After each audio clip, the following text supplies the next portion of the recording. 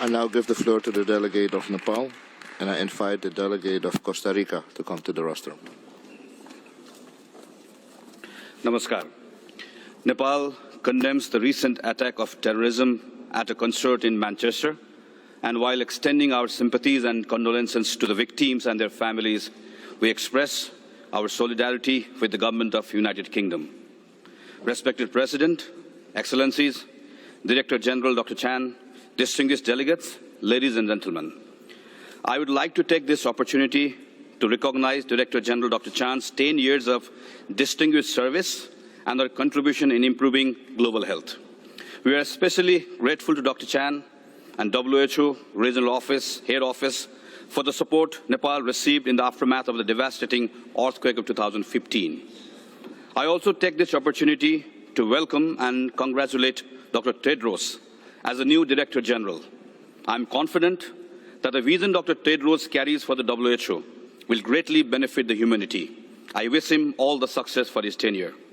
Respected President, confronted with the emergence and re-emergence of many diseases and health challenges in our time, we have taken meaningful initiatives in international health partnerships and charting the course of global health diplomacy. No longer is health an issue of a single nation state. No longer is health confined to delivering healthcare only. If harnessed effectively through partnerships, positive health outcomes can foster economic progress and promote peace and stability. However, respected President, things are yet to move beyond rhetoric. The international cooperation, must be dominated by donor-recipient relations, has not been a true partnership of member states to face common challenges. We have been talking about South-South cooperation, but still not able to harness its true potential. Despite many past discourses on multi-sector action and health in all policies, we have not been effective to inculcate the importance of health into the core business of other sectors. Respected President, WHO will have to play a crucial role to address these practical gaps. While recognizing that ministries of health remain key partners for WHO, it needs to go beyond its customary role of facilitating health agenda through regional offices among ministries of health and start constructive engagement to muster political will through forums like ASEAN, SAARC, or African Union. At national level, WHO can play a catalytic role to instill the idea among the political leaderships like finance ministers, foreign ministers, ministers of internal affairs, etc., that resources incurred on health are investments, not expenses, and that health ministries are not the sole custodian of the health sector. Respected President, in Nepal, 67% of out-of-the-pocket spending on health is for drugs and medical commodities. I believe many other countries also confront similar high costs on drugs and medical commodities.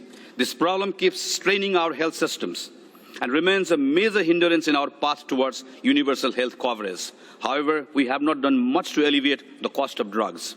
For developing countries, the disparity between the rich and the poor to cope with the burden of non-communicable diseases is now breeding new form of health inequities. It is therefore obligatory for us to strengthen primary health care by striking a right balance between investing in community-based approaches and facility-based care, and ensuring linkages between communities and health institutions. Respected President, for countries like ours, meeting the health-related goals and targets of Agenda 2030 for sustainable development means fulfilling the place of leaving no one behind. Together, we must break down the barriers that prevent millions around the world to have equitable access to quality health care. For this, we must challenge our conventional thinking and customary ways of doing business. We must explore new avenues of partnerships. We must also walk the talk. Respected President, this is where I believe the new leadership of the WHO will have a crucial role to play. Respected President, in the same manner that we started to mainstream gender in 1990, the dividends of which we are reaping now, it is high time for the movement to mainstream health in global development agenda to tackle poverty and promote freedom and democracy.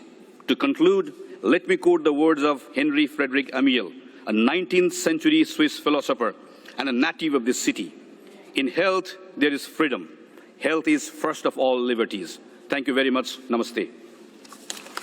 Thank you very much.